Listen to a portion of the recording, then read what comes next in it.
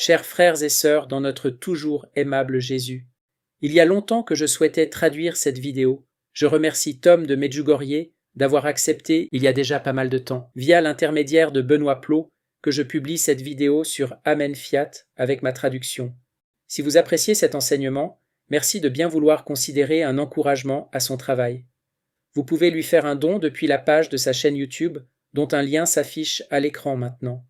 Nous allons découvrir un nouveau témoin de la divine volonté, un prêtre américain, qui vit en Irlande, le père Joseph Fazio, des Légionnaires du Christ. Originaire de New York, il a été ordonné à Rome en 2005 et exerce son ministère en Irlande, où il donne notamment des enseignements sur la vie spirituelle, en particulier sur le don de la divine volonté. Bonne écoute et à bientôt pour une nouvelle vidéo. On va commencer par une petite prière. Alors merci d'être venu. J'ai déjà rencontré certains d'entre vous. Les autres, je ferai votre connaissance plus tard. On commence par une prière. Jésus veut qu'on prie, alors prions avec Jésus. Au nom du Père, et du Fils, et du Saint-Esprit. Amen. Viens, divine volonté, viens parler dans notre parler, viens prier dans notre prière, viens penser dans notre pensée, viens aimer dans notre amour.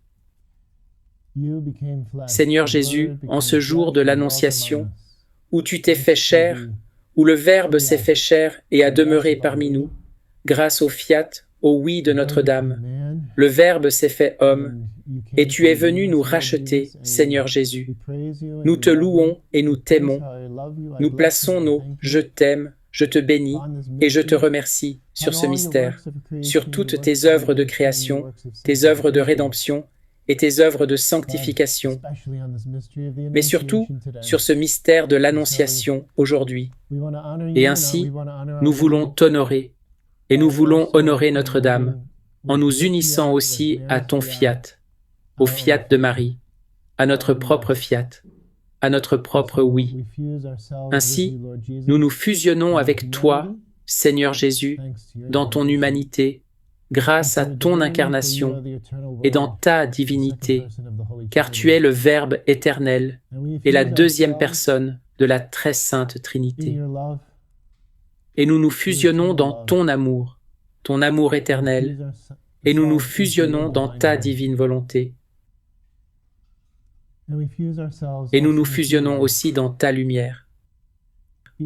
Sois lumière pour nous, fais briller ta lumière sur nous et à travers nous, alors que nous allons réciter, pour commencer, le chapelet de la divine volonté. Et pendant que nous prions ce chapelet de la divine volonté, c'est très simple. Si vous ne le connaissez pas, je vais vous expliquer rapidement comment faire. C'est très simple, vous allez vite comprendre, c'est un petit chapelet.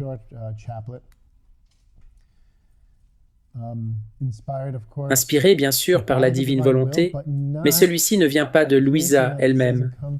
Il vient de Saint Hannibal di Francia, son directeur spirituel, qui est devenu saint, et c'est lui qui a développé cette prière. On commence ainsi, « Cher Jésus, je prie ce chapelet dans ta divine volonté. Par lui, je désire embrasser tout et tous, compenser pour tous et tenir ton fiat captif sur la terre. » Et donc nous commençons. « Notre Père, qui es aux cieux, que ton nom soit sanctifié, que ton règne vienne, que ta volonté soit faite sur la terre comme au ciel. Donne-nous aujourd'hui notre pain de ce jour. Pardonne-nous nos offenses comme nous pardonnons aussi à ceux qui nous ont offensés. Et ne nous laisse pas entrer en tentation, mais délivre-nous du mal. Amen. Je vous salue Marie, pleine de grâce, le Seigneur est avec vous. Vous êtes bénie entre toutes les femmes, et Jésus, le fruit de vos entrailles, est béni. Sainte Marie, Mère de Dieu, priez pour nous pauvres pécheurs, maintenant et à l'heure de notre mort. Amen. Gloire au Père, et au Fils, et au Saint-Esprit, comme il était au commencement, maintenant et toujours, et dans les siècles des siècles. Amen. Et la manière dont ça marche, c'est que sur le premier gros grain du chapelet, on fait le gloire au Père, et sur les petits grains du « Je vous salue Marie », Moi je dis, que ton règne vienne, et vous, vous répétez, que ta volonté soit faite sur la terre comme au ciel, comme dans le Notre Père, d'accord? C'est aussi simple que ça. Gloire au Père, et au Fils, et au Saint-Esprit, comme il était au commencement, maintenant et toujours, et dans les siècles des siècles. Amen. Que ton règne vienne, que ta volonté soit faite sur la terre comme au ciel. Que ton règne vienne, que ta volonté soit faite sur la terre comme au ciel. Que ton règne vienne, que ta volonté soit faite sur la terre comme au ciel. Que ton règne vienne, que ta volonté soit faite sur la terre comme au ciel. Que ton règne vienne, que ta volonté soit faite sur la terre comme au ciel. Que ton règne vienne, que ta volonté soit faite sur la terre comme au ciel. Que ton règne vienne, que ta volonté soit faite sur la terre comme au ciel. Que ton règne vienne, que ta volonté soit faite sur la terre comme au ciel. Que ton règne vienne, que ta volonté soit faite sur la terre comme au ciel. Que ton règne vienne, que ta volonté soit faite sur la terre comme au ciel. Dans cette prochaine dizaine, nous contemplons le premier fiat, le fiat de la création, quand par sa parole, Dieu a créé l'univers et tout ce qu'il contient. Gloire au Père et au Fils et au Saint-Esprit, comme il était au commencement, maintenant et toujours, et dans les siècles des siècles. Amen. Que ton règne vienne, que ta volonté soit faite sur la terre comme au ciel. Que ton règne vienne, que ta volonté soit faite sur la terre comme au ciel. Que ton règne vienne, que ta volonté soit faite sur la terre comme au ciel. Que ton règne vienne, que ta volonté soit faite sur la terre comme au ciel. Que ton règne vienne, que ta volonté soit faite sur la terre comme au ciel. Que ton règne vienne, que ta volonté soit faite sur la terre comme au ciel. Que ton règne vienne, que ta volonté soit faite sur la terre comme au ciel. Que ton règne vienne, que ta volonté soit faite sur la terre comme au ciel. Que ton règne vienne, que ta volonté soit faite sur la terre comme au ciel. Que ton règne vienne, que ta volonté soit faite sur la terre comme au ciel. Dans cette troisième partie du chapelet, contemplons le second fiat, celui de la rédemption. Et c'est précisément en ce jour, l'Annonciation, que Jésus dit, comme dans le psaume, « Voici, je viens pour faire ta volonté, ô Dieu. » Il dit son fiat au moment où il entre dans le sein de Marie, qui avait déjà dit « Fiat mihi secundum verbum tuum ». C'est le second fiat, quand Dieu et l'homme dans la Vierge Marie, répondant au nom de tous les hommes, disent « oui » à Dieu, qui veut accomplir son second fiat, celui de la rédemption, une nouvelle création, en quelque sorte, et il devient homme dans la chair. Il prend chair dans le sein de la Vierge Marie. Gloire au Père et au Fils et au Saint-Esprit, comme il était au commencement, maintenant et toujours, et dans les siècles des siècles. Amen. Que ton règne vienne, que ta volonté soit faite sur la terre comme au ciel. Que ton règne vienne, que ta volonté soit faite sur la terre comme au ciel. Que ton règne vienne, que ta volonté soit faite sur la terre comme au ciel. Que ton règne vienne, que ta volonté soit faite sur la terre comme au ciel. Que ton règne vienne, que ta volonté soit faite sur la terre comme au ciel. Que ton règne vienne, que ta volonté soit faite sur la terre comme au ciel. Que ton règne vienne, que ta volonté soit faite sur la terre comme au ciel. Que ton règne vienne, que ta volonté soit faite sur la terre comme au ciel. Que ton règne vienne, que ta volonté soit faite sur la terre comme au ciel. Que ton règne vienne, que ta volonté soit faite sur la terre comme au ciel. Dans ce mystère suivant, contemplons le troisième fiat qui nous est présenté dans le Notre Père. Que ta volonté soit faite sur la terre comme au ciel. C'est la prière que Jésus nous a apprise. Et c'est une prière prophétique. C'est quelque chose qui va arriver. C'est à cela que nous nous préparons. Et c'est de cela que parle la divine volonté, l'ère de la sanctification. Gloire au Père, et au Fils, et au Saint-Esprit, comme il était au commencement, maintenant et toujours, et dans les siècles des siècles. Amen. Que ton règne vienne. Que ta volonté soit faite sur la terre comme au ciel. Que ton règne vienne. Que ta volonté soit faite sur la terre comme au ciel. Que ton règne vienne. Que ta volonté soit faite sur la terre comme au ciel. Que ton règne vienne. Que ta volonté soit faite sur la terre comme au ciel. Que ton règne vienne. Que ta volonté soit faite sur la terre comme au ciel. Que ton règne vienne. Que ta volonté soit faite sur la terre comme au ciel. Que ton règne vienne. Que ta volonté soit faite sur la terre comme au ciel. Que ton règne vienne. Que ta volonté soit faite sur la terre comme au ciel. Que ton règne vienne. Que ta volonté soit faite sur la terre comme au ciel. Que ton règne vienne. Que ta volonté soit faite sur la terre comme au ciel.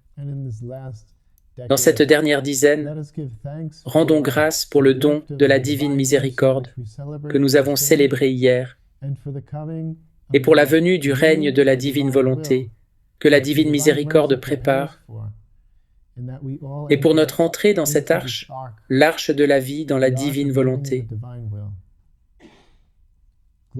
Gloire au Père et au Fils et au Saint-Esprit, comme il était au commencement, maintenant et toujours, et dans les siècles des siècles. Amen. Que ton règne vienne, que ta volonté soit faite sur la terre comme au ciel. Que ton règne vienne, que ta volonté soit faite sur la terre comme au ciel. Que ton règne vienne, que ta volonté soit faite sur la terre comme au ciel.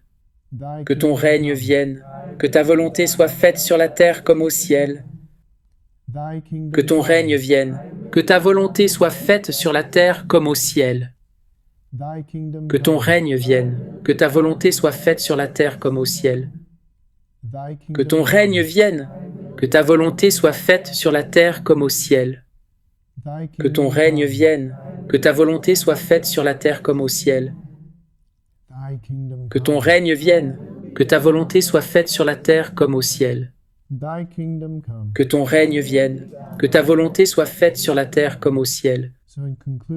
Et pour conclure, dites avec moi, Seigneur Jésus, nous te louons, nous t'aimons, nous te bénissons et nous te remercions. Avec Dieu le Père et le Saint-Esprit, dans ta sainte et éternelle divine volonté. Amen. Marie, Mère et Reine de la divine volonté, priez pour nous. Louisa, petite fille de la divine volonté, priez pour nous. Saint Hannibal de Francia, priez pour nous. Sacré-Cœur de Jésus, priez pour nous. Je mets toute ma confiance en toi. Et Saint Joseph, priez pour nous. Au nom du Père et du Fils et du Saint-Esprit. Amen. Merci d'avoir prié cela avec moi. Et encore, bienvenue à tous ceux qui découvrent la divine volonté. Mon intention est de donner une sorte d'introduction pour que vous compreniez ce que c'est, dans quoi nous entrons. Une introduction à l'introduction. D'abord, merci à Luc et Cathy d'avoir permis que cela se fasse chez eux. Et merci à Tom d'enregistrer, afin que ceux qui verront cette vidéo puissent bénéficier de cette petite explication humble. Je ne suis pas du tout un expert. Mon chemin a commencé il y a 4 ans, grâce à Cathy. Elle m'a mis le livre entre les mains pour démarrer. J'y pensais déjà depuis, disons, 1 an et demi, et même peut-être 9 ans avant cela. J'avais déjà entendu parler de Louisa Picaretta et de la divine volonté. Et disons qu'elle était juste une mystique parmi beaucoup d'autres. Il y a tant de saints, et l'Église catholique est si riche en saints, mystiques, apparitions de Notre-Dame. Donc elle était mêlée à tout ça, comme une de plus. Et puis, environ 1 an avant le Covid, j'ai commencé à apprendre davantage et à aller plus en profondeur. Celui qui m'a vraiment aidé, c'est le professeur Daniel O'Connor, avec ses vidéos et ses explications, et ça a vraiment attiré mon attention. Et ensuite, quand je suis venu à Medjugorje, c'est là que tout a explosé. Je me suis plongé dedans, et depuis, le reste, pour moi, c'est l'histoire.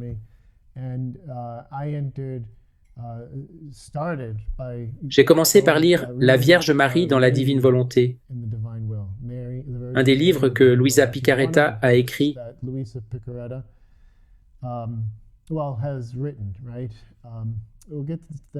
On y reviendra. Je veux dire d'abord, pour ceux qui ne me connaissent pas, je m'appelle le Père Joseph Fazio. Je suis avec les Légionnaires du Christ. Je vis à Dublin et j'y suis depuis presque 9 ans. Ça fera 9 ans cet été. Et ça a été une très belle expérience. J'aime ça. Et c'est ma 4e fois à Medjugorje. Et donc, comme vous voyez, je ne suis pas irlandais. C'est drôle. Quand je vivais à New York, certains pensaient que j'étais irlandais à cause de mon teint, même si, du côté de mon père, je suis italien. Du côté de ma mère, je suis biélorusse, ukrainien et polonais. J'avais plus le teint de ma mère quand j'étais petit. Et dans mon district scolaire, vous étiez soit italien, juif, irlandais ou noir. Et donc, il m'associait aux Irlandais. Et voilà. Donc, même si je n'ai pas le sang, j'étais censé être Irlandais. Et au final, je le suis devenu, parce que je suis tellement reconnaissant. Dans ma vie, j'ai souvent été en communauté avec des Irlandais. Et ils ont été de grands exemples. Le zèle missionnaire des Irlandais m'a toujours impressionné. Ils ont été de bons professeurs aussi. Quand je suis arrivé en Irlande, je me suis dit, c'est ma chance de donner quelque chose en retour, de les remercier pour tout ce qu'ils ont fait. Et les Irlandais ont été de très grands missionnaires dans l'Église. Et c'est vrai qu'en ce moment, on déplore la situation dans l'Église, qu'elle n'est pas à son meilleur moment. Mais il y a de l'espérance. Il y a de l'espérance. Et c'est là qu'on doit être fort dans la foi et fort dans l'espérance. C'est pour cela que Notre-Dame vient ici, à Medjugorje. Elle est venue à beaucoup d'autres endroits pour nous soutenir dans notre foi et notre espérance, et dans ce que nous espérons vraiment. On le sait, nous sommes des pèlerins en route vers le ciel, notre destination finale. Mais même avant cela, il y a de l'espérance, même au milieu de la tribulation. Et après la tribulation, il y a l'ère de paix que Notre-Dame a promise. Vous le savez probablement déjà, pour être venu à Medjugorje déjà si souvent. Notre-Dame a dit que ce qu'elle est venue faire ici, c'est mener à son accomplissement ce qu'elle a commencé à Fatima. À Fatima, elle a clairement dit qu'à la fin, son cœur immaculé triompherait et qu'il y aurait une ère de paix. Et l'ère de paix commence maintenant. Elle commence maintenant, et elle commence par vivre les 5 pierres de Medjugorje, les messages et tous ces autres messages, dans ces autres apparitions. Et donc, ce que j'ai découvert, c'est que dans la vie spirituelle, il y a une richesse dans l'Église catholique. Il faut pratiquer les bases. D'abord la conversion, puis par la repentance et la prière, vous développez une relation avec Dieu, avec Jésus. Vous vivez la vie spirituelle. Et à mesure que vous progressez, vous allez plus profond dans l'union avec Dieu. C'est la beauté. C'est ce à quoi nous sommes appelés. Nous sommes appelés à la sanctification. Saint Paul dit, « La volonté de Dieu pour vous, c'est votre sanctification. » Nous sommes appelés à la sainteté, pas seulement au salut. Et merci Seigneur Jésus pour la divine miséricorde, parce que sans elle, il n'y a pas de salut. On a besoin de sa miséricorde. Et c'est la première étape. Mais c'est la première étape. On ne reste pas là. Comme chacun est à une étape différente, nous devons toujours nous convertir. Nous avons tous nos faiblesses et parfois nous tombons. Il faut retourner chercher la miséricorde en confession et dans la prière, en sachant qu'il nous ouvre les bras. C'est la divine miséricorde. Les gens ont besoin d'entendre ce message.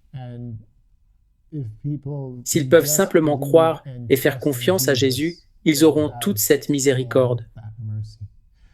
Mais ce n'est que le premier pas, c'est entrer par la porte, c'est venir à la foi, ou y revenir après l'avoir laissé de côté, pour beaucoup de gens. Une fois qu'on est dedans, il faut maintenir la flamme.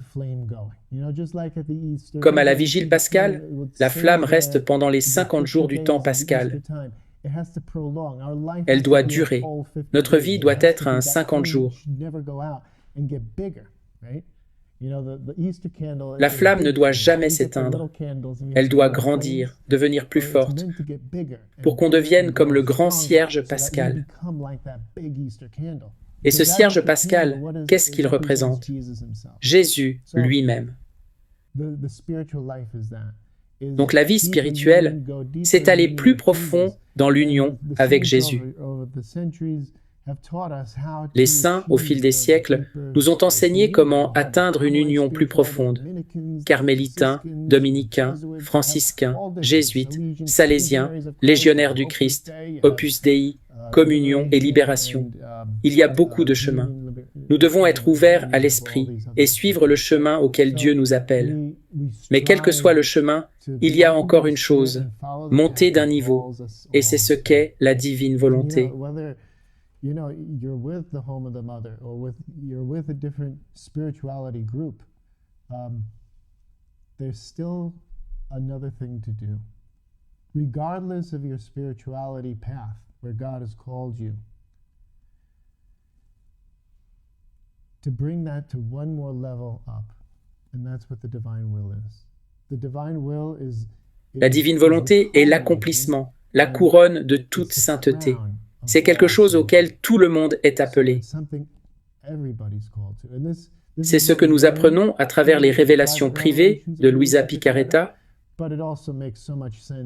mais cela a aussi beaucoup de sens à la lumière de l'écriture, de la tradition, de la spiritualité chrétienne, du mysticisme, même des apparitions et d'autres révélations privées. Beaucoup d'autres mystiques ont atteint différents niveaux. L'incarnation mystique de la bienheureuse Conchita. Il y a aussi l'expérience de Sainte Faustine, les mariages spirituels, etc. Il y a tous ces niveaux. Mais il y en a encore un. Jésus explique à Luisa, tous les saints, même depuis l'incarnation, après la Pentecôte, il vient nous restaurer par sa rédemption. Il ouvre les vannes de la miséricorde, il rouvre le ciel, mais il ne nous restaure pas complètement comme Adam et Ève avant la chute. On l'expérimente tous, nous avons été purifiés du péché originel, mais on retombe. Et c'est parce que le Seigneur nous prépare à apprécier le don. On devait d'abord apprécier le don de la rédemption. Et maintenant, après 2000 ans à prier le Notre Père, après tant d'enseignements, après toutes ces leçons qui nous ont été données par des saints, des papes, des évêques, des missionnaires, tout au long des siècles, l'Église est maintenant prête pour ce déploiement du don, de la vie dans la divine volonté. Et c'est ce que Jésus nous présente aujourd'hui. Adam et Ève vivaient dans la divine volonté à la création. Union parfaite avec Dieu. On parle des dons préternaturels, immortalité, absence de souffrance, connaissance infuse. parce qu'ils étaient en union complète avec Dieu. Et ils étaient dans une fusion totale avec lui. Ils avaient leur volonté humaine, mais c'était comme si elle ne fonctionnait pas. La divine volonté était le moteur de leur vie. Puis Dieu les a mis à l'épreuve et ils sont tombés.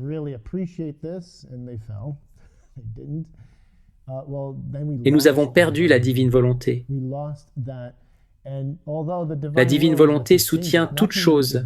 Rien n'existerait si elle n'était pas dans la création et même dans nos corps. Elle maintient tout en vie.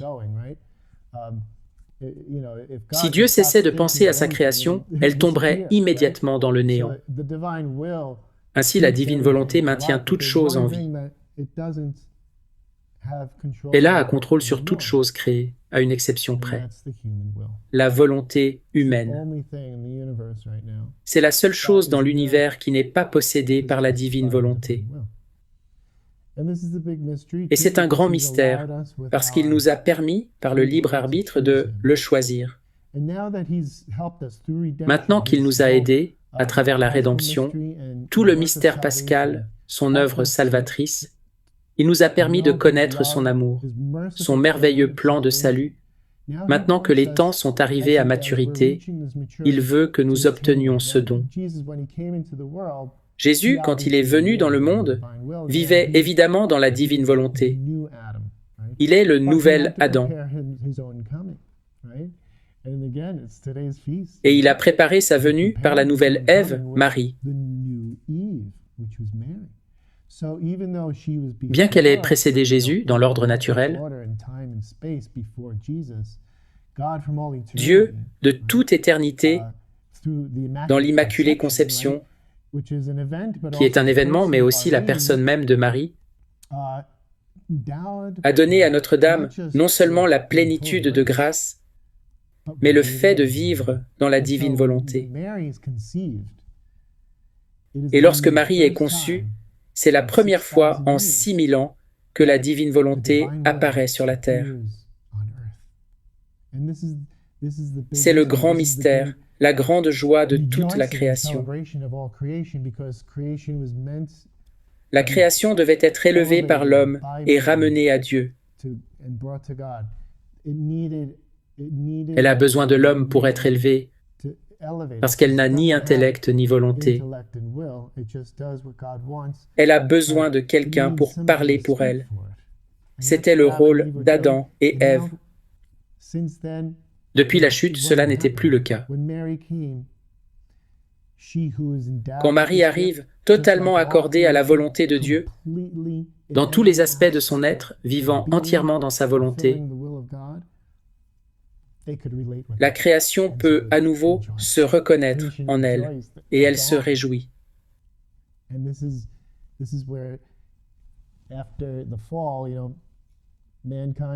Après la chute, l'humanité avait touché son point le plus bas, et avec l'apparition de Marie, puis l'incarnation avec Jésus, ça recommence à monter.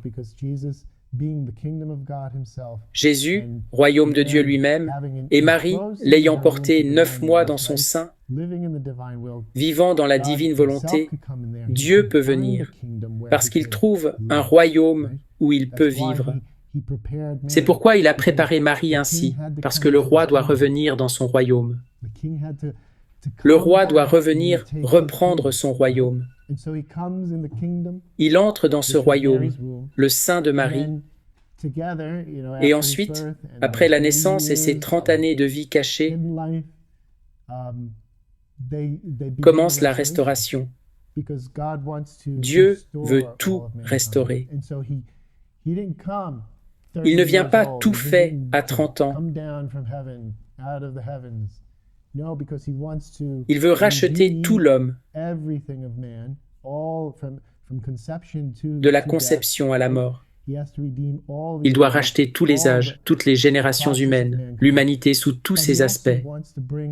Mais il veut aussi restaurer la divine volonté en l'homme dans tout ce processus. Et il le fait durant ces 30 ans. Puis, une fois que Saint Joseph meurt, Jésus commence son ministère. Et avec Marie, son rôle change. Elle n'est plus seulement la mère de Jésus, elle est la femme.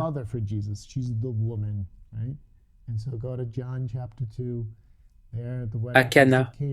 Femme, qu'y a-t-il entre toi et moi? Mon heure n'est pas encore venue. Et elle dit, faites tout ce qu'il vous dira. Et tout commence. Le ministère public, il réunit les 12 tribus d'Israël à travers l'appel des 12 apôtres. Ensuite, tous les disciples, etc. Les délivrances, les guérisons, la proclamation de la bonne nouvelle, l'enseignement sur le royaume, et il nous enseigne à prier. Et depuis, nous prions, que ton règne vienne, que ta volonté soit faite sur la terre comme au ciel. Et c'est ça le but.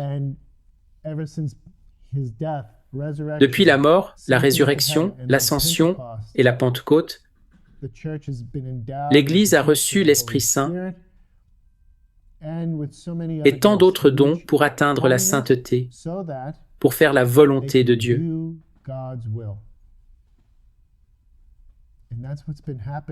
Et c'est ce qui s'est passé à travers toutes ces années. Même les plus grands saints ont atteint de grandes hauteurs. On peut penser à ces grands saints du passé, vous savez, Saint Léon le Grand, Saint Grégoire le Grand, Saint François, Saint Patrick ou Saint Dominique. Ils ont atteint de grandes hauteurs, Sainte Thérèse d'Avila, Saint Jean de la Croix. Mais il restait une chose. Ils pouvaient, à un certain point, faire la volonté de Dieu constamment, mais en utilisant leur volonté humaine. Et ce que Dieu veut maintenant, et ce qu'il a fait avec sa servante Luisa Picaretta, c'est qu'il a enfin donné le don de vivre dans la divine volonté à cette pauvre petite fille. Et il lui donne le don de vivre dans la divine volonté à une personne née dans le péché originel, pour la première fois. Et c'est la marque. Avec Luisa Picaretta, maintenant l'humanité peut utiliser la volonté de Dieu et vivre dans la volonté de Dieu. Pas seulement essayer d'être saint et de faire de bonnes œuvres avec sa propre volonté. C'est la première fois depuis la chute que nous pouvons faire ça. C'est comme un parent, comme une école. Il y a des étapes, il y a un parcours. Si on veut devenir médecin, par exemple, ou prêtre, il faut beaucoup étudier et on ne reçoit pas le droit d'exercer avant d'avoir été bien formé et qu'on soit prêt à exercer. Ou par exemple, un pilote ou un ingénieur, il faut d'abord obtenir son diplôme avant d'être autorisé à travailler. Et c'est la manière de faire de Dieu. Ce n'est pas une nouvelle révélation. C'est dans l'Écriture. Et l'Apocalypse, c'est le dévoilement. Dieu a tout révélé, mais avec le temps, ça se déploie, parce qu'on n'est pas prêt pour tout d'un coup. C'est un peu comme quand vous essayez de dire quelque chose à quelqu'un, vous savez. Si le Seigneur m'avait dit à l'avance ce que j'allais devenir, il y a 33 ans, quand il m'a appelé au sacerdoce, s'il m'avait montré d'un seul coup tout ce que j'allais devoir traverser, je me serais écrié « Mon Dieu, c'est trop ». Je n'aurais pas été capable de le supporter. Ainsi, lui, il sait de quoi nous sommes faits, il nous connaît. Et c'est donc ce qu'il fait depuis 2000 ans. Il dévoile son plan petit à petit, et c'est l'Apocalypse. Nous arrivons à un point de l'histoire où cette nouvelle étape va se déployer, un nouveau renouvellement. Jésus parle de cela à Luisa. Il renouvelle le monde tous les 2000 ans. Je veux parler un peu de Luisa. Elle a grandi dans un petit village appelé Corato, en Italie, dans le sud-est, vers le talon de la botte. Elle était contemporaine de Padre Pio et de Maria Valtorta. Ils vivaient très proches les uns des autres. Elle et Padre Pio se connaissaient, du moins ils entendaient parler l'un de l'autre. Elle est née en 1864, le deuxième dimanche de Pâques. Ce n'était pas encore une fête dans l'Église, mais c'est le dimanche in albis qu'aujourd'hui nous appelons le dimanche de la Divine Miséricorde. C'était le 24 avril, je crois, et elle est morte le 4 mars 1947.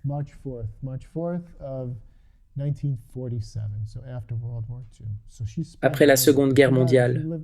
Elle a vécu environ 80 ans, mais 64 ans alitée comme âme victime. Toute petite déjà, elle avait une grande intimité avec Dieu.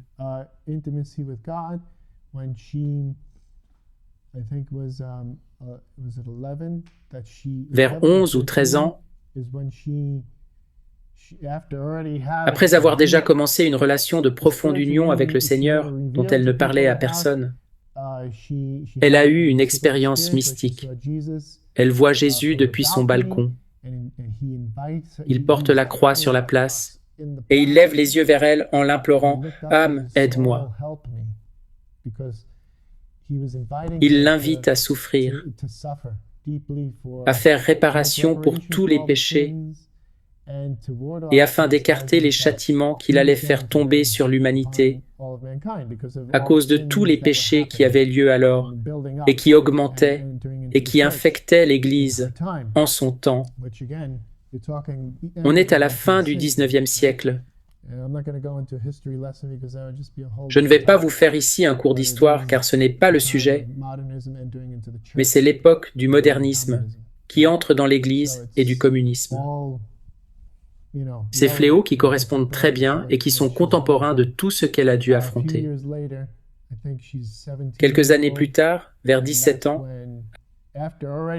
après avoir offert beaucoup de souffrances, elle devient alitée. Cette grâce, bien que nous n'appellerions pas ça aisément une grâce, parce que ça ressemble à la chose la plus ennuyeuse du monde, rester au lit et ne jamais en sortir. Ce n'était pas une maladie. Les médecins ne pouvaient pas diagnostiquer. Il n'y avait pas d'explication. Elle n'est jamais tombée malade, sauf à la fin, une pneumonie, et c'est ainsi qu'elle est morte. Elle n'a jamais connu une maladie comme un virus, un cancer ou quoi que ce soit du genre. C'était un handicap surnaturel, voulu par le Seigneur, précisément parce qu'elle allait avoir cette mission de présenter à l'Église et en fin de compte au monde entier ce don de vivre dans la divine volonté. Et il allait avoir besoin que l'Église soit à ses côtés et puisse constater, pendant 64 ans, le grand miracle de... Vous savez, certains saints ont eu les stigmates. Elle les a eus également, bien qu'ils n'étaient pas visibles. Et elle a souffert la passion un nombre incalculable de fois. Mais elle avait cette étrangeté de ne pouvoir sortir du lit. Mais pas seulement ça. Et aussi, comme d'autres mystiques, elle ne pouvait consommer presque rien, sauf l'Eucharistie.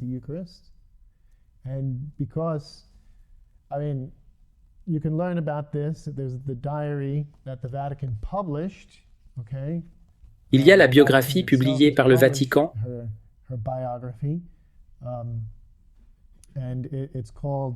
Le soleil de ma volonté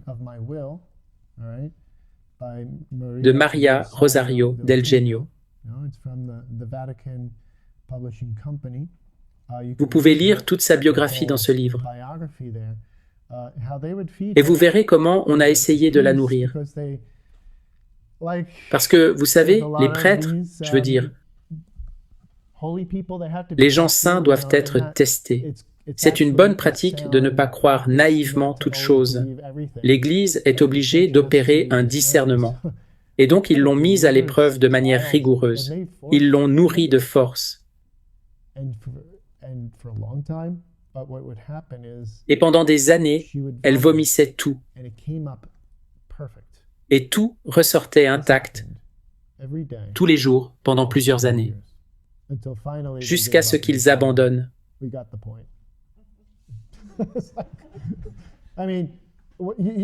On se dit qu'après une fois, une chose pareille, c'est bon. Mais l'Église, elle prend du temps pour discerner. Oui, donc ça, c'était une chose. Et l'autre chose aussi qui était bizarre, et je ne crois pas qu'un autre mystique ait eu ça, c'est qu'elle, une fois qu'elle s'endormait dans son lit, elle était comme pétrifiée. Vous savez, on entend dire que, même chez les voyants, ils sont immobiles. Ou bien que, quand d'autres saints ont été en extase, parfois on ne peut pas les bouger, ni les soulever, parce que c'est cet état d'extase que Dieu leur permet. Eh bien, elle, c'était comme ça, sauf qu'elle ne se réveillait pas. Elle restait dans cet état. Et la seule chose qu'ils ont trouvée, c'est qu'à la fin, ils ont appelé le curé de la paroisse, parce qu'il faisait venir des médecins, et eux ne pouvaient rien faire. Le prêtre l'a simplement bénie, et elle s'est réveillée, toujours assise dans son lit, vous voyez? Mais c'est ça qui l'a réanimée, une simple bénédiction, même pas en disant quelque chose, juste un petit signe de bénédiction, et elle reprenait connaissance. Au début, ils ont pensé « Oh, c'est parce que ce prêtre est vraiment saint ». Et puis, quand il n'était pas là, elle restait comme ça. Il y a eu des fois, je crois une fois, elle est restée 14 jours, ou 11 jours, ou 14 jours, je ne me souviens plus, dans cette position. Il ne pouvait rien faire, et c'était comme... Et puis finalement, un autre prêtre est venu, parce que l'autre, le saint prêtre, n'était pas disponible. Et lui, sans qu'on lui dise quoi que ce soit, il a simplement fait la bénédiction, et elle s'est réveillée. C'est là qu'ils ont compris. Ah, il faut simplement la bénédiction d'un prêtre. Vous imaginez ?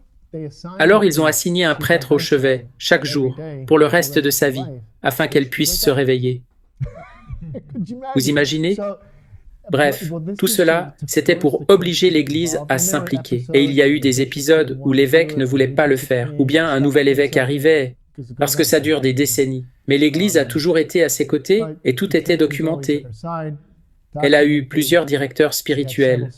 L'un d'eux est devenu saint, Saint Hannibal di Francia. Et dans tout cela, Jésus, enfin, elle est en union constante avec Jésus. Mais parfois, il doit la laisser et la faire souffrir de la privation, qui est un des grands thèmes de toute sa vie. Elle ne peut pas vivre sans Jésus, littéralement, parce qu'elle manque de mourir. De toute façon, elle ne vit que de l'Eucharistie, ce qui est déjà miraculeux, n'est-ce pas? Mais quand il doit la faire passer par cette torture de ne pas apparaître, ou de ne pas la faire sortir de son corps, ses expériences hors du corps et tout ça, elle souffre énormément. Bref.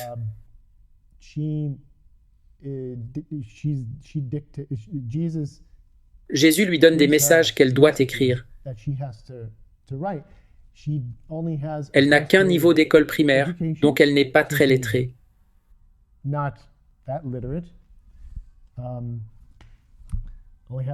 Je n'ai qu'une heure avant la messe.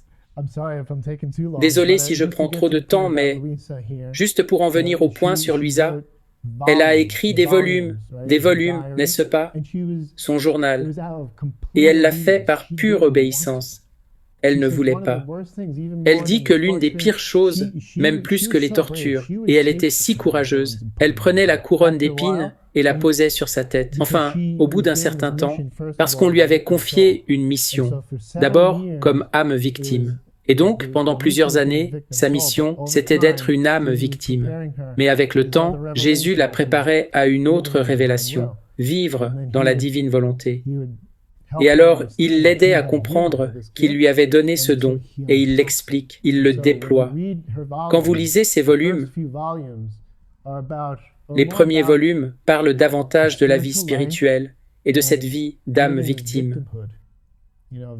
Être une âme victime, ce qui est déjà extraordinaire, Et ce n'est pas quelque chose que vous voulez.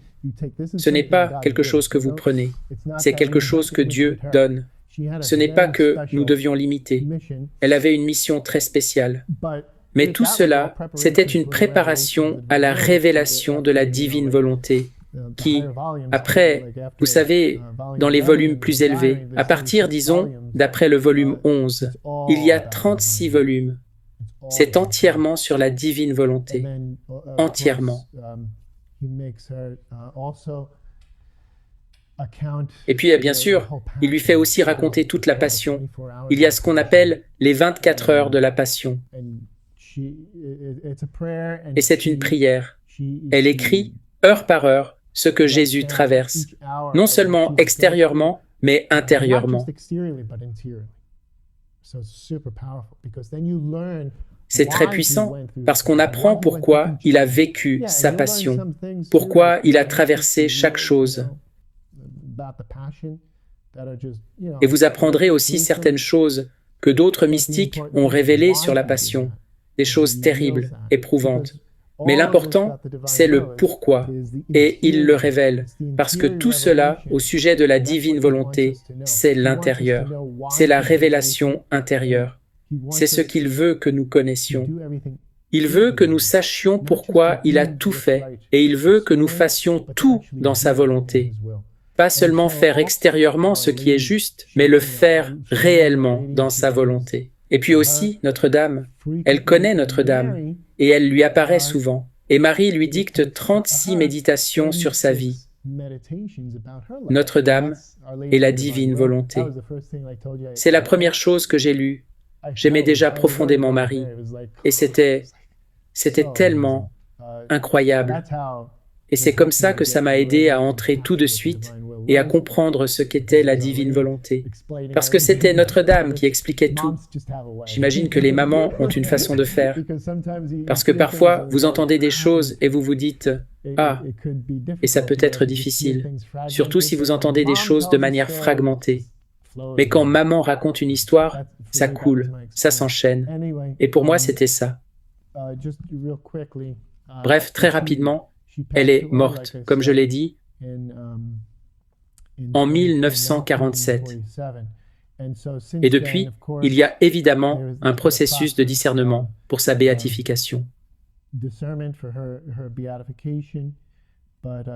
Mais juste pour que vous le sachiez, le cardinal Ratzinger, en 1994, a annulé toutes les condamnations. C'est ce qu'il faisait toujours. Regardez, vos plus grands saints, beaucoup ont été mis à l'index. C'est juste que l'Église, vous devez comprendre, il y a des persécutions, des incompréhensions. Mais c'est aussi une partie du processus difficile, parce que l'Église doit être extrêmement prudente avec toute révélation privée, pour s'assurer que ce n'est pas démoniaque, que ce n'est pas hérétique, etc. Eh bien, il a retiré cela, comme il l'a fait pour sœur Faustine et d'autres saints dont les livres étaient à l'index. Après cela, le pape Jean-Paul II a commencé à permettre la copie de tous ces volumes. Et en 1997, l'Église a nommé 2 théologiens. Et il y a eu le tribunal diocésain qui a affirmé que rien dans ces écrits n'est contraire à la foi catholique ou aux mœurs. Et en 2004, le pape Jean-Paul II a canonisé Saint Hannibal, qui était son directeur spirituel, et qui a donné les premiers imprimatures à ses œuvres, les 11 premiers. Et il y en a eu d'autres avant et après lui. Vous pouvez trouver ces informations en ligne, ou bien Daniel O'Connor a un gros volume de recherche sur tout ça. Et il y a d'autres sources aussi sur les sites dédiés à la divine volonté. Mais en gros, il y a déjà énormément d'approbation. Et son procès de béatification est bien avancé. Il existe aussi une communauté, les Benedictine Daughters of the Divine Will, nées de l'ensemble des révélations liées à Luisa Picarretta. Et il y a de nombreuses personnes. Je vous ai mentionné le grand théologien, le père Joseph Yanouzzi, que vous pouvez lire. Il a fait sa thèse doctorale sur la divine volonté, approuvée à Rome, au début des années 2000. Et aussi, comme je l'ai dit, Daniel O'Connor. Vous avez plusieurs autorités, le père Celso aux États-Unis. Et bien sûr, les archevêques de Corato ont toujours été favorables. Même l'actuel, malgré certaines rumeurs ici ou là, sa cause est en pause, etc. Ça ne veut pas dire grand-chose. C'est normal. Tous les saints connaissent des pauses pour 1000 raisons. Dans ce cas, il semble que ce soit parce que les traductions doivent être faites correctement pour éviter la confusion. Parce que les gens se trompent parfois quand ils lisent seuls. Et c'est pour ça que c'est important d'avoir un prêtre ou quelqu'un qui connaît la divine volonté depuis longtemps et qui a été formé. Par exemple, il y a une excellente exégète, Francis Hogan, en Irlande. Elle est une autorité. Elle explique très bien parce qu'elle connaît la mystique catholique profonde et l'écriture. Et elle aide à éclairer. Parce que parfois, vous lisez un volume et vous vous dites « Oula, ça peut sembler étrange ». Si vous n'êtes pas familier de l'union mystique profonde, vous pouvez être un peu déstabilisé. Qu'est-ce qui se passe? C'est au-dessus de moi. Ou bien ça peut paraître bizarre. Voilà pourquoi c'est important de faire partie d'un cénacle et d'avoir quelqu'un pour vous aider et vous guider. Parce que c'est une spiritualité avancée. Ce n'est pas juste le catéchisme. Ça va au-delà. Pourquoi? Parce que c'est le don. C'est le don. Et pourtant, c'est très simple. Je vais dire 2 ou 3 choses sur la vie dans la divine volonté. Et ensuite, on ouvrira aux questions, parce que dans quelques minutes, on va aller à la messe. La divine volonté, c'est utiliser la volonté de Dieu pour faire tout. Pas seulement moi qui fais mon rosaire, mon chapelet de la divine miséricorde, des sacrifices, des pénitences, des actes de charité, tout ça par moi-même. Bien sûr, nous demandons toujours la grâce, et nous ne pouvons rien sans la grâce. Mais vivre dans la divine volonté, c'est prendre tout ce que vous faites déjà. Si vous vivez votre foi catholique solidement, si vous faites de l'apostolat, si vous essayez de témoigner, et intentionnellement, faire cela en vous fusionnant avec la volonté de Jésus. Le faire dans la divine volonté, plus avec votre volonté. Et ce que c'est un renoncement constant à sa propre volonté. Jésus dit encore et encore que si le monde est comme il est, c'est parce que la volonté humaine est notre plus grand ennemi. Même quand nous faisons le bien, c'est imparfait. Seule la volonté de Dieu est parfaite.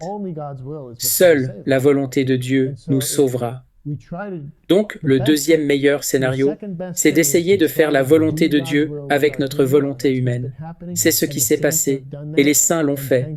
Grâce à Dieu, ils l'ont fait, parce que nous ne serions pas là où nous sommes sans les saints.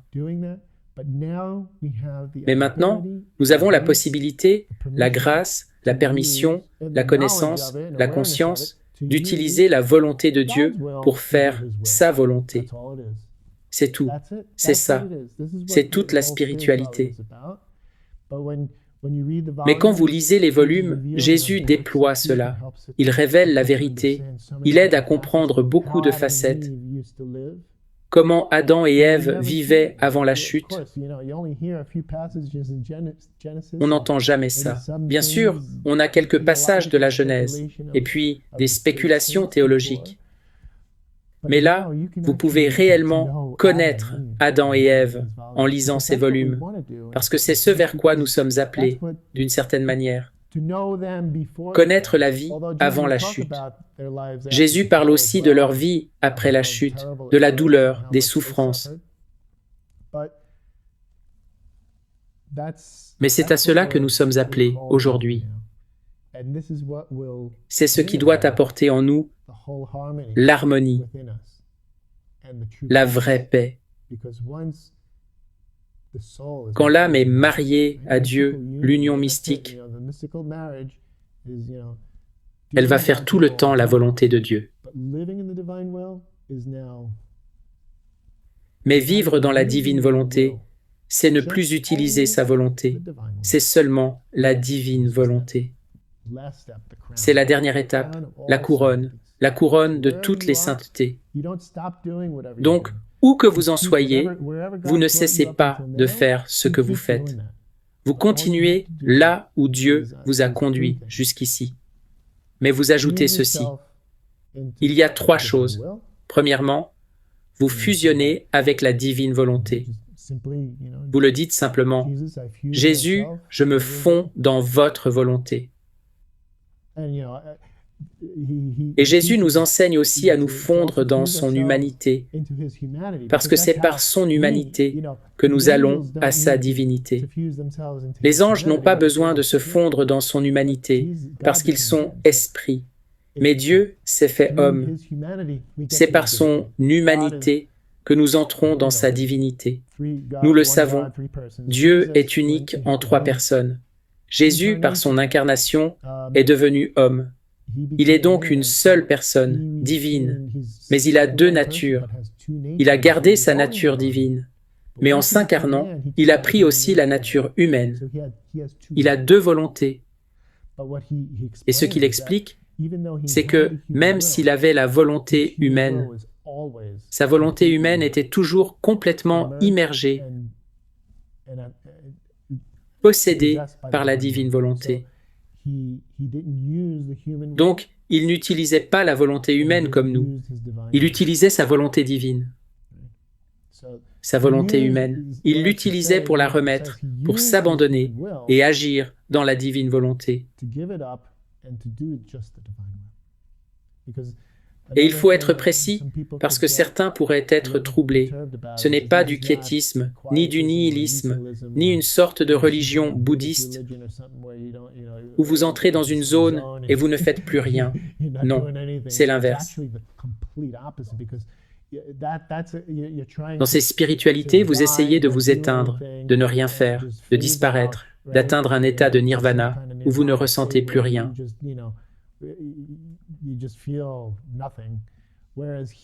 Là, vous renoncez à votre volonté et vous dites « Je l'abandonne, je ne veux pas l'utiliser, je veux utiliser la divine volonté. » Et qu'est-ce qui se passe? Vous utilisez la divine volonté. Dieu est pur acte. Donc si vous pensiez être actif avant, préparez-vous, parce que vous le serez encore plus, mais avec l'énergie, la force de Dieu, pas avec la vôtre. Et c'est ça qui est incroyable. Je connais des gens qui, un jour peut-être j'y arriverai, mais ils ne se fatiguent jamais. Je connais quelqu'un qui est probablement dans la divine volonté. Je ne crois pas qu'il dorme. Pas parce qu'il ne veut pas, il pourrait, mais c'est la divine volonté qui le soutient. Peut-être que c'est un don aussi. Le fait est que la volonté de Dieu se manifeste différemment selon les personnes. Chacun a ses dons. Mais la chose simple, c'est, d'abord, vous vous fondez dans la divine volonté. Ensuite, chaque fois que vous faites vos actes, on dit « faites vos actes dans la divine volonté ». Ça veut dire, avant de faire quelque chose, vous dites « Jésus, je me fonds dans votre volonté ». Et vous appelez la divine volonté dans vos actes. Viens, divine volonté, viens marcher dans ma marche. Viens te lever dans mon lever. Viens respirer dans ma respiration. Parce que c'est dans les petites choses que Dieu veut venir pour tout faire, tout accomplir. Nous pensons que c'est dans les grandes décisions, Je vais faire la volonté de Dieu, je vais devenir prêtre, ingénieur, médecin, maman, papa. Oui, ce sont de grandes décisions. Mais il y a tout ce qu'il y a entre. Et c'est ça que Dieu veut. Il est le Dieu de l'ici et maintenant.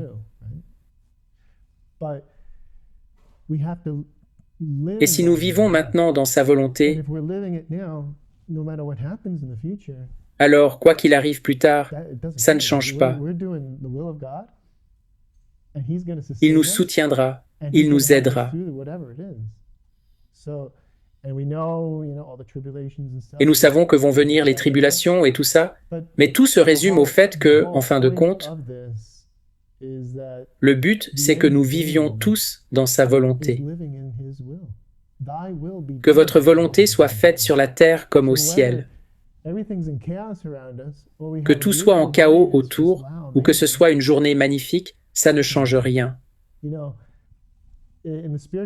Dans les premiers volumes, Jésus doit former Louisa, parce qu'elle n'entre pas dans un ordre religieux. Alors, il lui enseigne.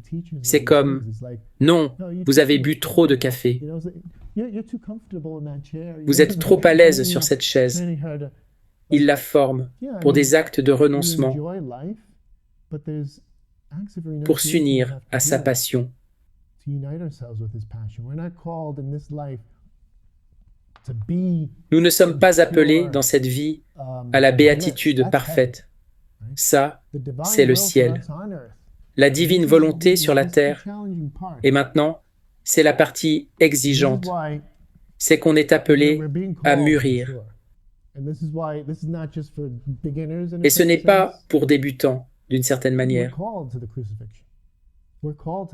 Nous sommes appelés à la crucifixion, à la passion. C'est pour ça qu'il l'a fait passer par la vie d'âme victime d'abord. Tout le corps, l'Église, doit aller là où la tête est allée. Et souvent, c'est difficile à saisir, parce que les gens ne sont pas prêts. On vit d'une manière tellement humaine, tellement fragile, qu'on a besoin de miracles pour soutenir notre foi. Puis vient un moment où la foi devient assez mûre pour dire « D'accord, vous avez vu les miracles. Maintenant, vous savez que je suis là. Maintenant, je veux que vous avanciez avec moi, pas à pas. » Et ça veut dire quoi? Pas seulement la prédication et les miracles, mais la passion et la mort. Et c'est dur. Personne ne va dire « Oh oui, allons-y ». Même quand on se cogne l'orteil, on réagit. Et qui aime être malade? Personne. Mais il ne s'agit pas d'aimer, il s'agit de la volonté de Dieu. Et en nous, la volonté est le plus profond. Intellect et volonté, c'est l'âme. Mémoire, intelligence et volonté. Image et ressemblance de Dieu. Donc si on vit à ce niveau,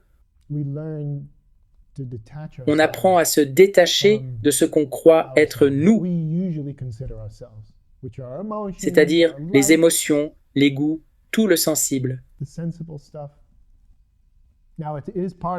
Ça fait partie de nous, bien sûr.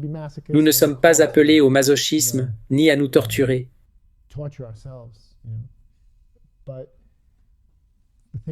Mais il faut lâcher cela et comprendre. Je ne suis pas mes émotions, je ne suis pas mes sentiments, je ne suis pas mes goûts. Si tout se résumait à cela, alors nous serions vraiment perdus, car tout ça ne cesse de changer. La constante, c'est la décision, c'est la volonté. C'est pour ça que la vie spirituelle nous conduit à vivre intérieurement. Et donc, les bonnes œuvres, il faut les faire. Nous ne sommes pas protestants. La foi seule. Mais même ces bonnes œuvres.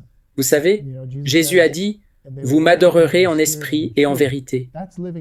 Cela, c'est vivre dans la vérité, quand nous faisons les œuvres extérieurement. Mais nous devons aussi vivre dans l'esprit. Et donc, Faire toute chose parce que c'est la volonté de Dieu. Non pas parce que j'aime ça, parce que c'est confortable, parce que c'est la mode, ou parce que tout le monde le fait. Vivre dans la divine volonté, c'est vivre toujours à ce niveau.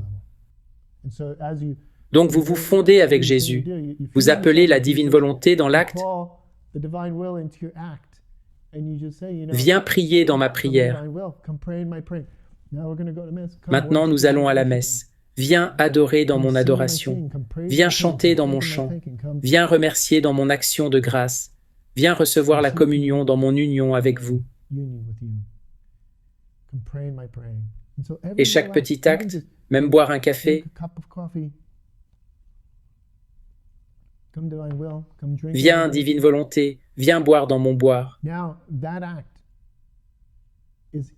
Et cet acte devient infini, parce qu'une fois dans la divine volonté, il demeure pour toujours. Parce que ce n'était pas moi, je l'ai fait avec sa volonté. Ça paraît trivial, boire un café.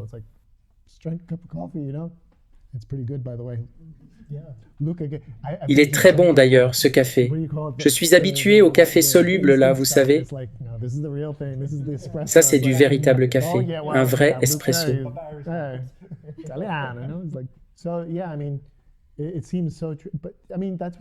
Mais c'est ce que Jésus a fait. Il est allé à des noces, il a vécu, il a aimé chaque moment. Dieu a créé cela. Nous sommes faits pour le banquet des noces, pour le bonheur. Mais dans cette vie, nous n'aurons pas tout le bonheur du ciel. Et ce n'est pas grave si nous sommes dans la divine volonté. Jésus a vécu dans une joie réelle, et pourtant, il a eu ses 24 heures de passion.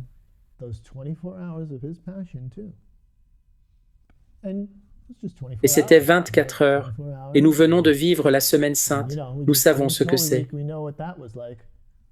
Il faut en venir à vouloir la volonté de Dieu, pas seulement de s'en accommoder, de s'y résigner, mais de la désirer, de la vouloir. Parce que l'ère de paix ne viendra pas tant que l'Église n'aura pas traversé cela. Et l'Église ne le traversera pas tant qu'elle ne sera pas prête. Jésus ne force personne. Il dit qu'environ tous les 2000 ans, il renouvelle le monde, parce qu'il sait combien de temps il nous faut. Et ces 2000 ans sont juste au coin de la rue. Avant ça, la troisième chose, vous vous fondez dans la divine volonté. Vous l'appelez dans vos actes. L'autre chose, et c'est ce qui sera pendant l'ère de paix, et qui commence déjà, vous faites vos rondes dans la divine volonté. Ça veut dire faire ce qu'Adam et Ève auraient dû faire, et ce que nous aurions dû faire depuis la création. Placer notre « je vous aime, je vous bénis, je vous remercie » en tout. Laissez partout la marque de notre gratitude, de notre louange, de notre amour, qu'il mérite, partout. Sur les feuilles des arbres, les insectes, le sol brûlant, le soleil, les nuages, la pluie, les animaux, les personnes qui passent, mes battements de cœur, partout. Pour que Dieu vous trouve reconnaissant partout où il regarde. Et Dieu regarde où? Partout. Donc on a du travail. C'est notre travail, c'est la tâche, c'est le but final.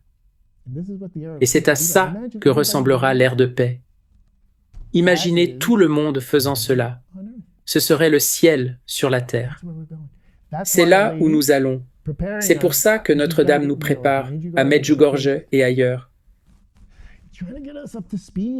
Elle essaie de nous mettre à niveau, parce qu'il y a un chemin de maturation. Jusqu'à ce que nous disions, oui, la divine volonté, allons-y. Ce n'est pas facile de dire à un enfant, vis dans la divine volonté. Il va vous regarder, Et pourtant, les enfants peuvent le faire, et j'en connais.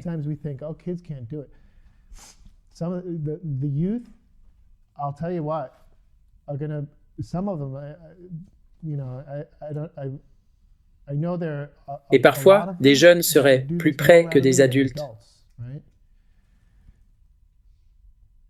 Chacun est à une étape différente. Donc on ne peut pas mettre de limite en disant « ce n'est que pour les adultes » ou quelque chose comme ça. Ce don est pour tout le monde, surtout les jeunes, parce que ce sont eux qui vivront l'ère de paix. Et qui sait, peut-être nous aussi. Donc, vous vous fondez dans la divine volonté, vous appelez la divine volonté dans vos actes, et vous faites les rondes. C'est spontané. Vous pouvez apprendre. Louisa a écrit comment elle faisait, mais c'est à vous de découvrir par vous-même comment les faire. Mais ce n'est pas une formule à mémoriser. Et c'est ça qui est beau. Il n'y a pas de formule. Il n'y a pas de formule. C'est l'intention. C'est un renoncement constant. Entrez dans mon néant. Je ne suis rien. Dieu a créé le monde à partir du néant. Quoi qu'en disent les évolutionnistes, leur théorie qui est inventée est démoniaque. La divine volonté, Dieu, a tout créé par sa parole, et Adam à partir de rien. Et si vous voulez qu'il fasse de vous la nouvelle création, allez dans votre néant pour que ce soit lui et non vous. Et c'est cela que signifie « entrer dans votre néant ». Ce n'est même pas seulement l'humilité, parce que même quand on est humble, on peut se dire « au moins je suis humble ». Et là, vous avez tout gâché. Parce que vous êtes encore centré sur vous. Vous n'avez pas à être quelque chose. Vous êtes rien. Soyez votre néant pour qu'il soit tout. C'est un renoncement constant. Je ne suis rien. Seigneur, venez. Je veux utiliser votre volonté. Et je vous le dis, depuis que j'ai appris ça, j'ai fait beaucoup de pratiques, des campagnes de vertu, tout ça, et ça m'a aidé. Dieu s'en est servi. J'avais besoin de passer par là. Mais depuis cela, c'est comme une promenade de santé. Les gens vous disent des choses et vous ne vous tendez plus. Ah, il faut faire ci, faire ça. Même quand je venais ici, je dis à tout le monde un mot, honteux, parce que j'ai regardé le billet de travers. J'ai confondu mon départ de Medjugorje pour venir ici. Et j'ai raté mon groupe. Je suis arrivé un jour plus tard. Avant la divine volonté, je me serais mis en colère contre moi-même. Je suis de ceux qui se fâchent plus contre eux-mêmes que contre les autres. Mais là, il y avait cette paix.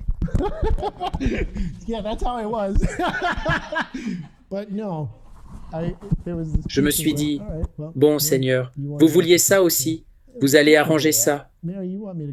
Marie, vous voulez que j'aille, donc, divine volonté. Mais le tout, c'est de rester là, toujours. Et c'est un don. On ne peut rien faire pour l'obtenir.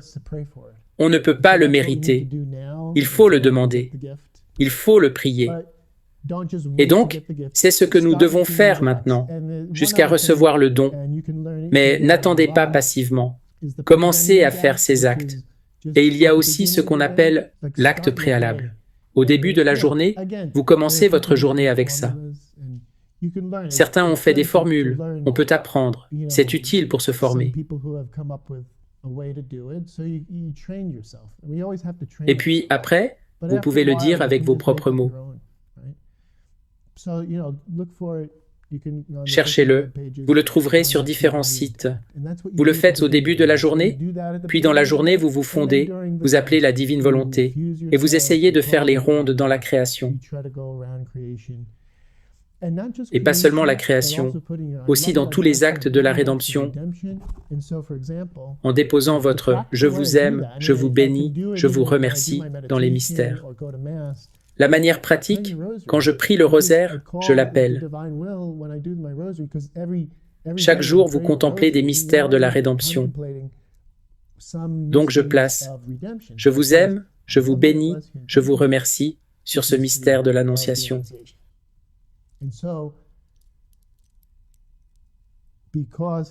Et parce que Dieu est éternel, hors du temps et de l'espace, nous sommes là, nous le savons. À la messe, il brise le temps et l'espace et rend présent la scène, la croix, la résurrection. Dans quelques instants, à la messe aujourd'hui, l'Annonciation vient à nous. L'incarnation elle-même. Nous allons nous agenouiller au credo. C'est un mystère magnifique. Nous serons présents à ce mystère grâce à la messe. Et nous n'avons pas à attendre seulement la messe, même si c'est le sommet. L'Eucharistie est la source et le sommet de toutes les grâces, parce que c'est lui, Jésus lui-même. Mais entrer dans la divine volonté, c'est aussi entrer dans l'éternité. Et alors, il se passe quelque chose. Nous pouvons rattraper ce que les saints ne pouvaient pas faire avant nous pendant ces 2000 années. Nous pouvons même prendre leurs actes. Tout ce que saint François d'Assise a fait, tout ce que saint Patrick a fait en Irlande, nous pouvons dire « Seigneur, j'offre toutes les œuvres, la prédication, les miracles de saint Patrick, et je les élève dans votre divine volonté. » Et si de plus en plus de gens font cela, avec tous vos proches, vos amis, avec les personnes passées, présentes et futures, cela accélère tout à un rythme incroyable.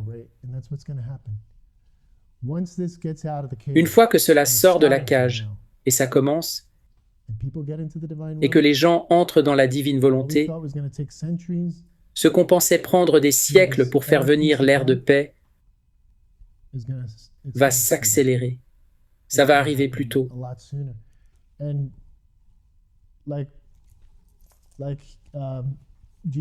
Jésus dit à Louisa, je vais essayer de retrouver le passage rapidement, parce que j'aimerais le lire. C'est un des passages emblématiques.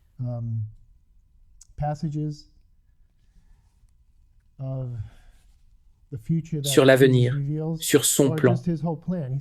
C'est dans le volume 12. Je vais finir avec ça, parce qu'il y a peut-être des questions, et ensuite il faut y aller. Désolé d'avoir été si long. Jésus dit, volume 12, 29 janvier 1919, « Ma fille bien-aimée, je veux te faire connaître l'ordre de ma providence.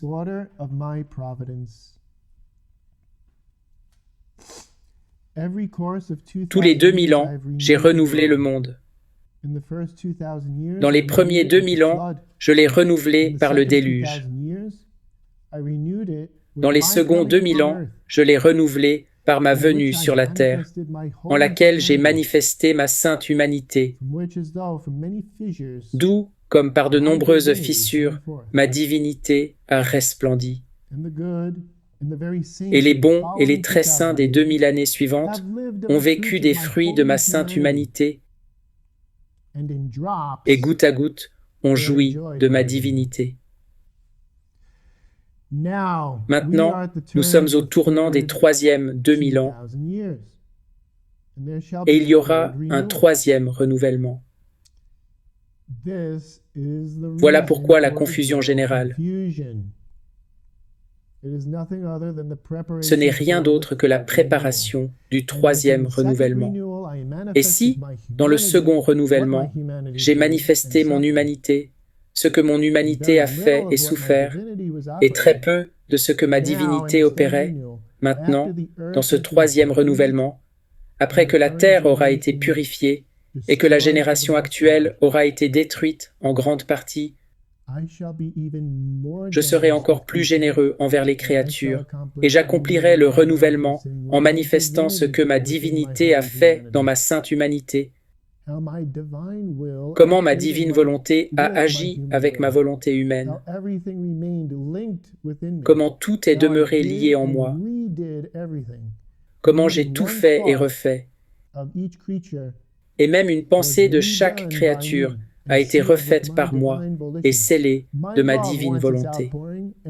Mon amour veut se répandre et veut faire connaître les excès que ma divinité a opérés dans ma sainte humanité pour le bien des créatures, excès qui surpassent de beaucoup ceux que ma sainte humanité a opérés extérieurement.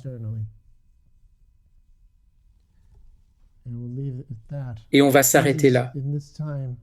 Jésus, en ce temps, va produire plus de miracles, parce que nous vivrons dans sa divine volonté.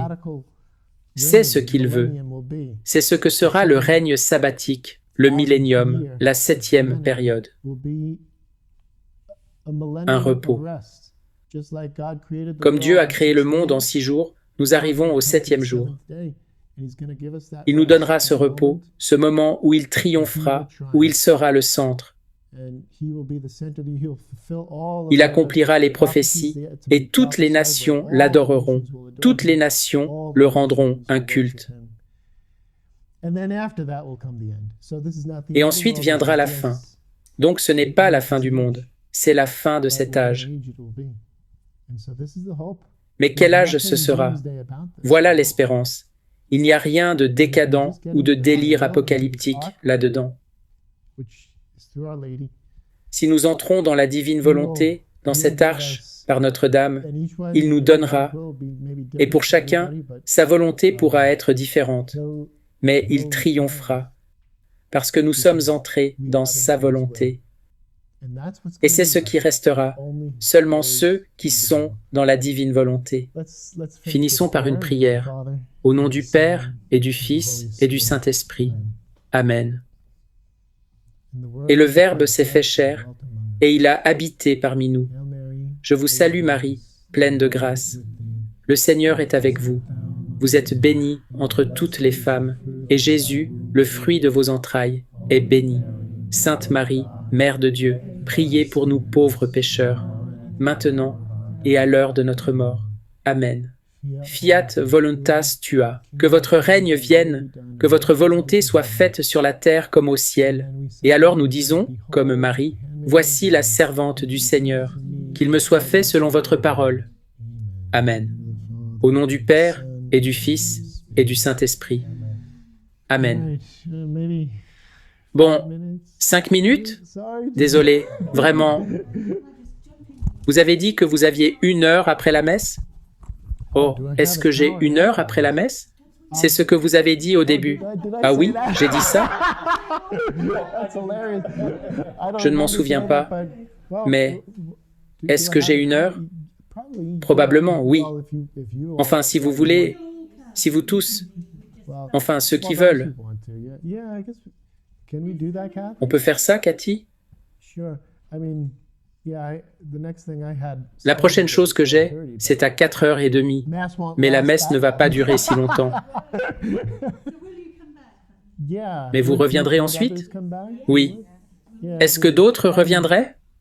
Oui. On amènera nos amis. Il y aura du monde. D'accord, d'accord. Mais ne vous sentez pas obligé si vous avez d'autres plans. Ceux qui ne peuvent pas venir, vous avez une question?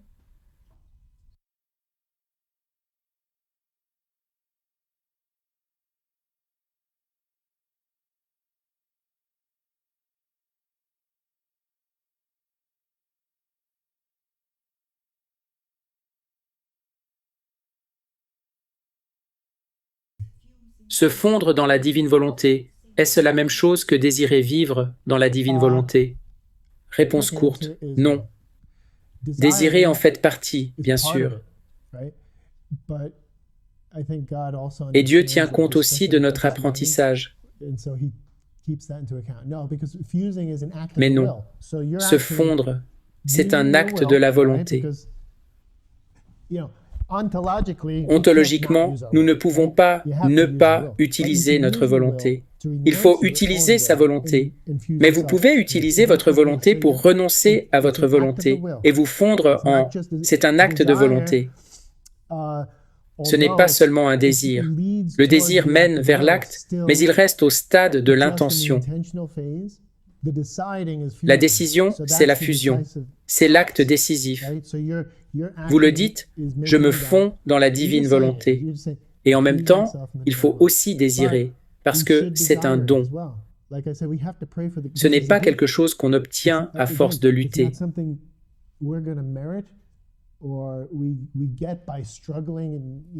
Ce n'est pas en essayant. Dieu le donnera. Je crois que beaucoup le recevront dans l'avenir, ceux qui l'attendent. Certains avant, certains après, peut-être au moment de l'avertissement, je ne sais pas.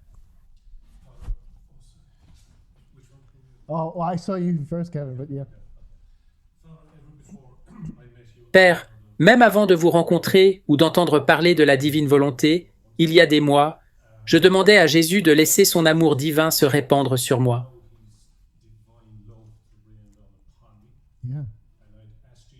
Et je demandais à Jésus de m'aider à marcher sur ses traces, à vivre comme Jésus, à être bon envers les autres.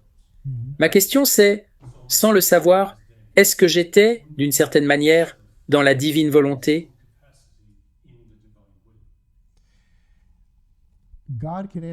Dieu peut répondre à ça, pas moi. Mais je vous dirai ceci, tous ces actes que nous faisions et ce que vous décrivez, ça ressemble à une préparation. Donc maintenant, vous pouvez continuer à dire ces choses, mais en étant conscient que ce que vous voulez vraiment, c'est vivre dans sa volonté et pas dans la vôtre. C'est pour ça que quand je dis se fondre, c'est double. Renoncer à ma volonté, je ne veux pas l'utiliser, et me fondre dans la sienne pour que ce soit sa volonté qui fasse tous mes actes. Il y a toujours eu une progression. D'abord vivre les commandements, ensuite tout faire par amour de Dieu, ensuite imiter Jésus, ensuite réparer pour les péchés. Nous avons pu déjà avoir toutes ces intentions, non? Et c'est très bien, et il faut toujours continuer à le faire. Mais maintenant, c'est faire tout cela, non avec ma volonté, mais dans sa volonté. Je ne sais pas si ça répond. Je voudrais demander comment on revient dans la divine volonté. Et j'ai entendu dire que si on commet un péché, on en sort, puis on demande pardon. On dit « Je suis vraiment désolé, je me suis mis en colère, je veux revenir, accepter votre divine volonté, me fondre dans la volonté de Dieu. »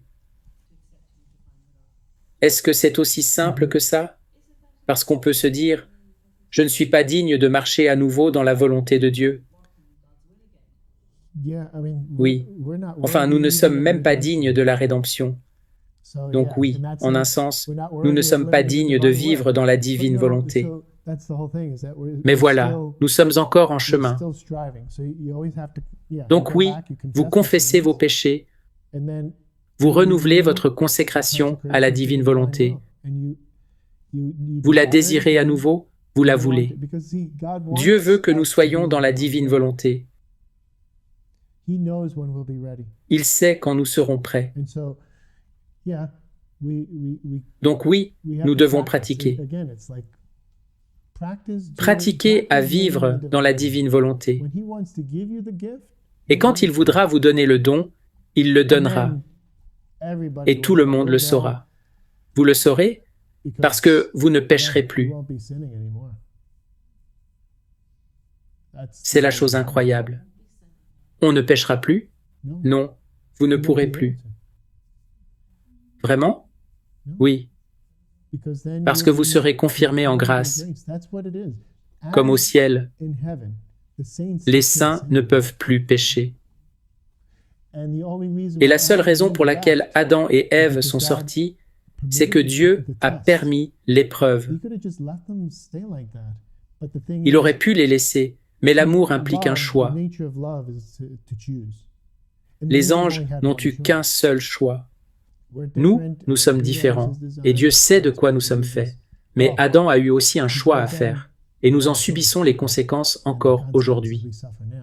Nous vivons dans le temps et l'espace, nous faisons beaucoup de choix. Mais il viendra un moment, maintenant, où il faudra faire un choix final. L'avertissement. Je crois que vous voyez où je veux en venir. Le Seigneur nous prépare à l'avertissement, parce qu'après, regardez, ce sera Elizabeth Kindelman, le Seigneur lui a dit, et Notre-Dame aussi, aucune grâce, depuis l'incarnation, n'aura été vue comme celle-là. Ce sera la plus grande grâce, parce que tout le monde connaîtra Dieu. Beaucoup penseront que c'est la fin du monde, mais ce ne sera pas la fin. Ce sera un mini-jugement pour chacun, individuellement, pas le jugement final. C'est prophétisé. Et ça a du sens, parce que l'humanité entière, pas seulement l'Église, aura l'opportunité qu'Adam et Ève ont eue. Puis-je vous demander de définir quelque chose? Vous dites, et c'est vrai, que les saints, là où ils sont, ne peuvent plus commettre de péché. Mais nous sommes encore dans le monde. Exactement. Donc, même si la grâce finale n'est pas encore venue, pendant que nous avançons vers cela, nous sommes encore capables de tomber dans le péché. Bien sûr. Donc notre solution, c'est de revenir, de se repentir, puis de revenir dans la divine volonté. Est-ce que j'ai bien compris? Oui, parfaitement. Et, pratiquement, on nous apprenait enfants à faire l'offrande du matin. Est-ce que, d'après ce que vous dites, nous devrions renouveler chaque jour notre demande à Dieu de nous permettre de nous fondre dans sa divine volonté, toute la journée, tous les jours, ou une fois le matin, une fois le soir? Comment faire concrètement? Ce qui est recommandé, c'est de le faire le matin, puis d'essayer autant que possible pendant la journée. C'est comme toute la vie spirituelle. On veut prier toujours. Plus on vit dans la présence de Dieu, plus on vit sur un plan surnaturel. Ça ne veut pas dire être à genoux toute la journée. Bien sûr, vous travaillez, vous faites les courses, vous nettoyez, vous parlez, vous mangez, mais vous vivez en présence de Dieu. Donc, vous intentionnalisez tout. Et c'est ça. On doit être encore plus actif qu'avant, mais intérieurement. La divine volonté ne nous apprend pas à faire des choses nouvelles extérieurement. Dieu nous a déjà enseigné 2000 ans de tradition de l'Église. Rien de nouveau à apprendre extérieurement. C'est l'intérieur qui devient plus actif. Renoncer à soi, se fondre en lui constamment. Et pour de petits péchés véniels, Père, on fait un acte de contrition, puis on dit quelque chose comme « Je désire vous redonner » ou « Rendez-moi la divine volonté, c'est mon désir, vous faites le reste », quelque chose comme ça, je ne sais pas. Oui. Parce qu'on ne va pas courir à confesse tous les jours. Non. Et de fait, c'est comme toujours. Si c'est un péché mortel, il faut se confesser. Pour un péché véniel, c'est bien de le faire, je le recommande, mais ce n'est pas obligatoire. Et quand vous communiez, cela efface les péchés véniels. La doctrine de l'Église reste la même, ça ne change pas. Et puis pour le reste, ne prenez pas tout ce que je dis comme un dogme sur l'avertissement, etc. Je pense que, globalement, ce sera le cas pour beaucoup, mais certains recevront la grâce avant, d'autres après. Il y aura encore du temps, mais en général, Dieu va donner au monde une grande opportunité, et c'est à cela que tout ceci prépare. Père, il est 12h moins 10. Oui, il faut y aller. Merci.